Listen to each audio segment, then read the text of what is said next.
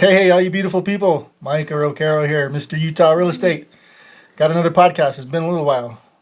Back in the podcast room again, but this time I've got a very special guest with me, my good friend and fellow real estate agent here at Real Estate Essentials, the one and only Miss Martha Garcia. Hello, hello, hello. How you doing today? I'm doing well. So what we're going to do today, we're going to kind of get away from real estate a little bit, and we're going to talk about your organization, your nonprofit organization called Passionate Wings. Passionate Wings is a organization that helps domestic women in violence, and if you want to kind of explain more about Passionate Wings, so what you guys do over there. So Passionate Wings is a nonprofit that I designed back in 2018 in my garage. Remember that? I remember that. Yes, so I started in my garage, and it was just, I wanted to help women that were like my own mother be able to get back on their feet after fleeing a domestic violence situation. So you help women that are leaving domestic violence to kind of get back on their feet, I guess. Yep.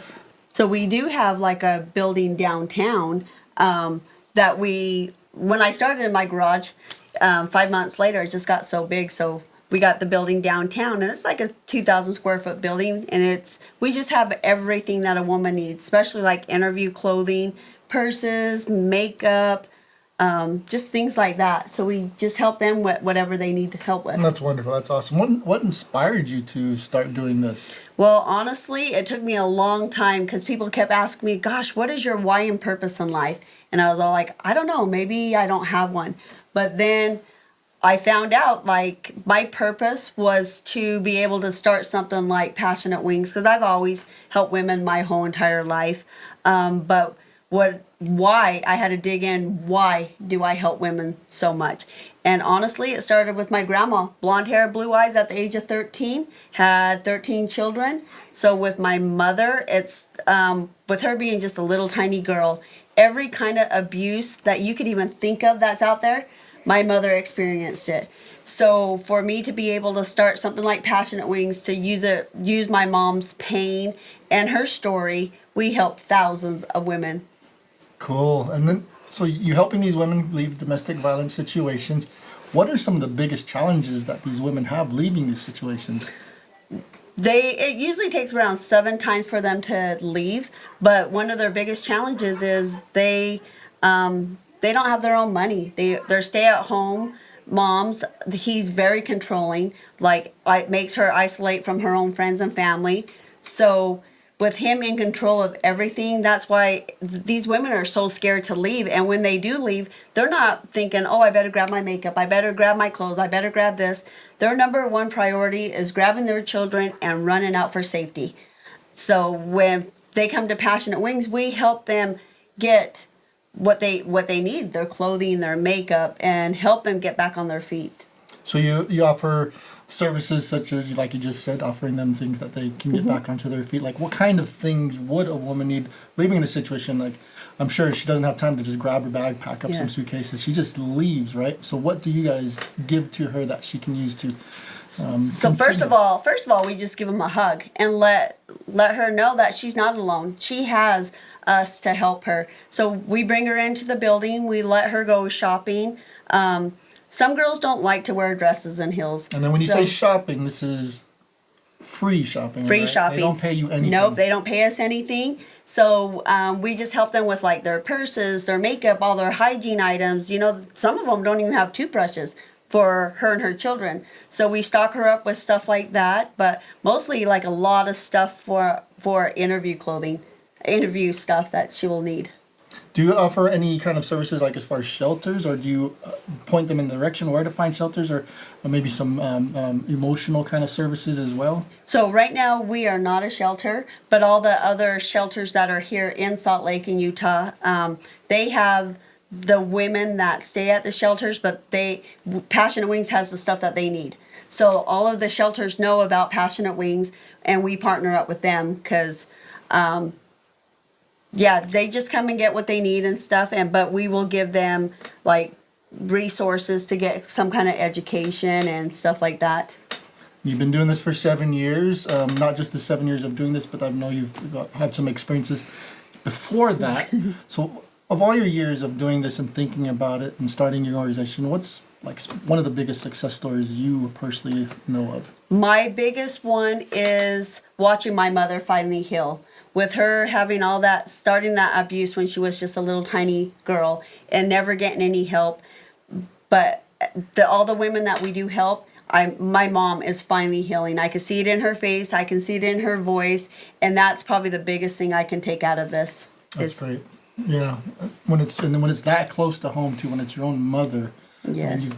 I'm sure you've got a big burning desire to help these type of women. So as far as the community, what kind of support can the community give to these kind of domestic survivors? Well, Domestic abuse survivors, sorry. With the community, we just, it's just like a lot of word of mouth. When we pull events or when another community, they're pulling some kind of events, we always try to partner up with them because domestic violence is huge.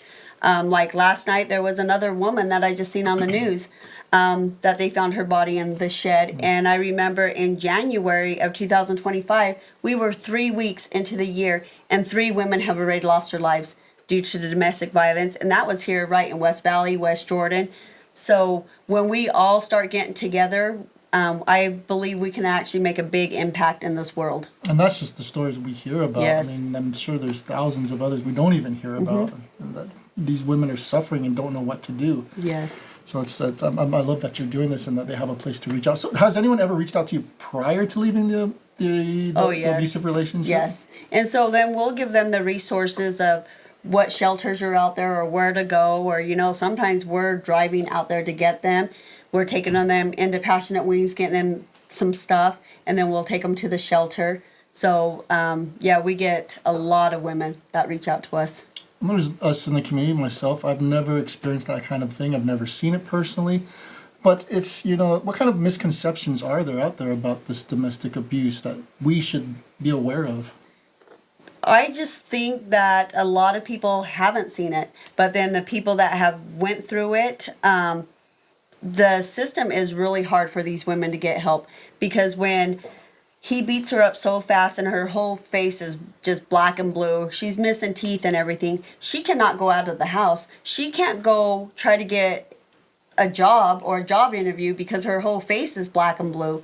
I just think we just need to educate our children. It needs to be in our schools to let people know, especially women, you don't let a man talk to you or degrade you in any kind of way. And the first time he hits you, you walk out that door. But put your boundaries down at the very beginning and know your worth and make your own money, stand on your own 2 feet because of reasons like that. Mm-hmm. So, great organization. We love all the stuff that you're doing for it. How do you pay for all this? How do you get funded? How do you run this thing?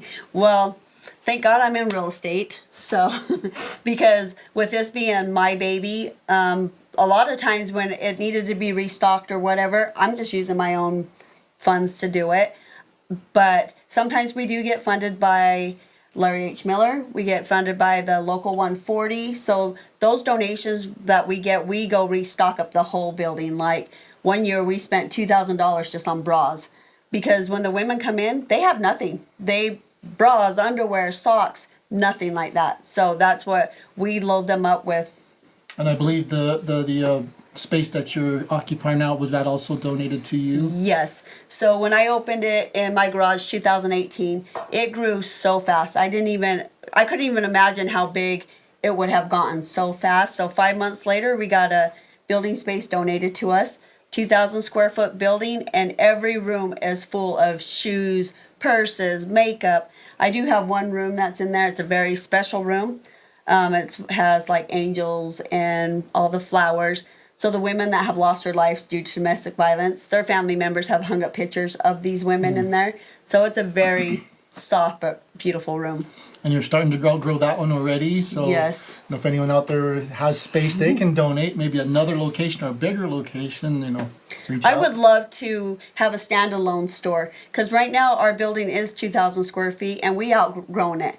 So my little one, she started Baby Passionate Wings like a couple years ago. She was writing an essay. I thought it was for school. And she said, "Mom, what do you think?" I start reading it and it said, "My mommy helps all the mommies. I want to help babies." So I let her run it the way she wants to run it, just because it's teaching her how to be a businesswoman and to just give back.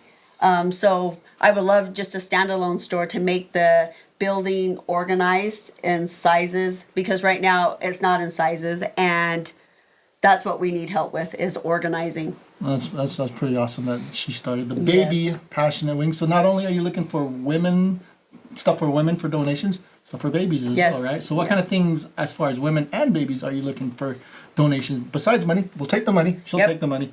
But you know, what other things donations do you accept? So we're running really low on makeup or like hair dye. We always can take purses, but the donations I do take is they're new or slightly used. So if it has pet hair on it, smells like smoke, stuff like that, I just can't take it. Or like clothes that you would see women in Vegas wearing.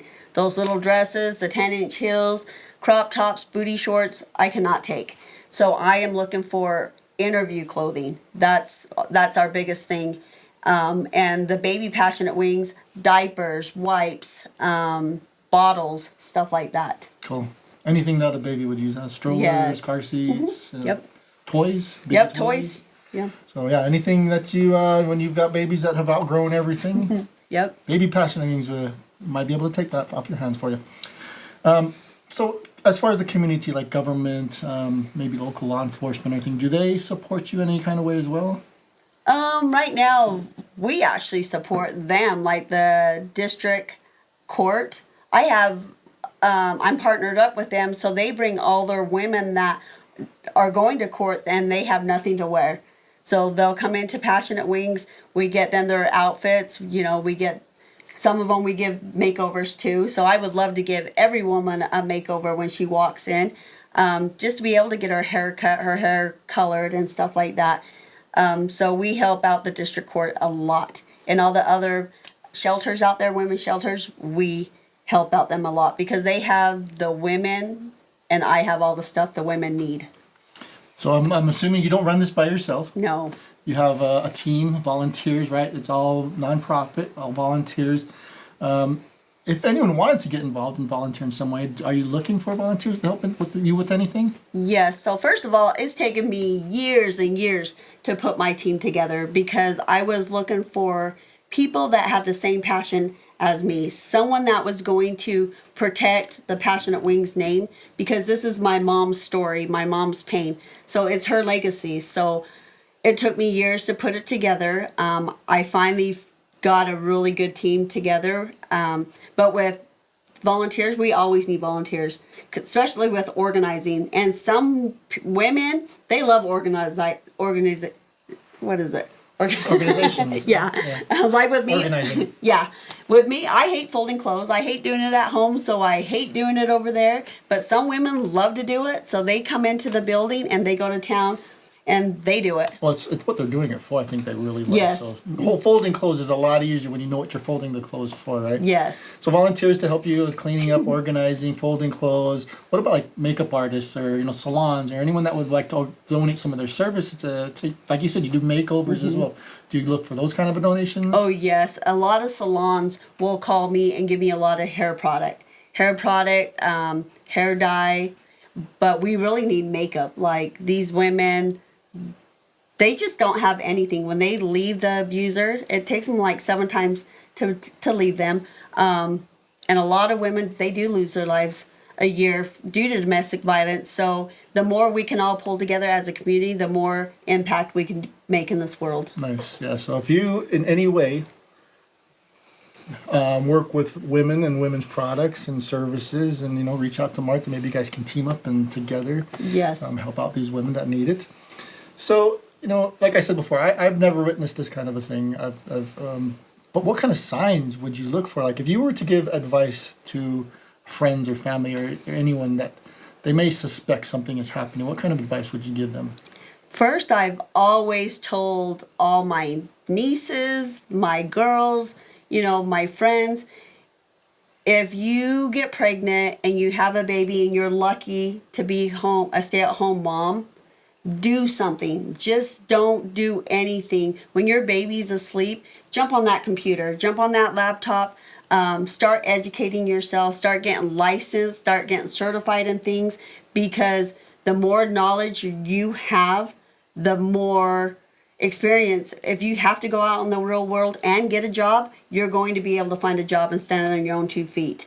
So the advice I would give people is educate yourself, stand on your own 2 feet, be independent. But if there are signs out there with him starting to talk to you in a certain way, starting to hit you and stuff like that, get out of it. Get out of it while you can. So I know, from what I understand, and I've heard, that these women in these kind of situations, they don't really leave the first time, or they accept it, but they feel ashamed at what's happening to them, or they're scared what's happening to them, and they feel ashamed or scared to reach out to anybody. So if I'm like, just as for example, maybe my sister or something, and Chris, I know you're not an abuser, so don't worry about this, but my sister, I might suspect that her husband is doing something. What kind of advice would you give me to help this person that I might suspect is going through this? I would just honestly pull him aside and start talking to her and just asking questions, because a lot of women, they are ashamed of it, where they think it's their fault for getting hit and stuff. But the more we can educate, especially starting with your daughters, your kids at a very young age, know your worth and just put your boundaries down. Don't let people talk to you in a certain way. And it's a lot easier when you can stand on your own 2 feet. When you're making your own money, it's a lot easier to be able to just leave. But a lot of women are stay-at-home moms and they don't have a job. They don't have any money. That's why it's so hard for them to leave. And I honestly think the system is it is messed up, because it is so hard for people to get help, not just in domestic violence, in everything, like even men's mental health. If you look online trying to find some help, you have to go through all these loopholes and everything. It's really, really hard. The system needs to be easier for people to get help. So someone who feels like there's just nothing out there for them, they want to leave this situation, they just don't know where to go, they're scared, they have no place to go, reach out to Martha, right? Because you'll point them in the direction and tell them what they need to do, give them support, give them the things they need to make that change, to break it, right? So I love it. I love everything you're doing and everything about this organization that you're doing. What is the goal that you see for the future? I know you started in the garage, like we talked about before, and I remember when you used to post those videos on Facebook. You got your boy and your guys setting up all the shelves, and your girls setting up all the shelves. And you went from a garage to a 2,000 square foot building. What do you see going forward? What's the future of this organization? It's funny because when I got into my building and we made it as pretty as we can, then I sat there and I said, gosh, what's next? Where I accomplished this big thing, but what's next? I knew there was something more, because we can bring these women in, we can help them feel beautiful, we can give them beautiful things, but what's next? So my next thing is I want to expand. I want to be able to put Passionate Wings everywhere, because there's a huge demand on places like Passionate Wings. But not just giving them nice things. I want to be able to hold classes, education, where we can help them fill out a resume if they need to get on Medicaid, food stamps, if they need whatever they need. We need. That's what I want to do in the future, is be able to do something like that. So kind of a one-stop shop, right? They just come here and they've got all their support and needs taken care of. So I love it. Everything about this is great. And I know I've never really looked into it, but I don't know of any other places that offer this kind of a support. So, and probably a lot of these domestic abuse survivors don't know either. So it's great that you're doing this. We're going to spread the word. Help us spread the word. There is support out there for this. There is. And honestly, there's nothing like Passionate Wings out there. There's a lot of shelters out there. But the shelters are all calling me because I have the stuff that they need. That's why I know this is my purpose in life, where God gave me the big, loud mouth so I can go out and start something like this and help more women stand on their own 2 feet. Cool. Well, I'm glad you joined me today. If you would like to add anything to this, shout out to any of your helpers, supporters, donators. Feel free. Give us a final message.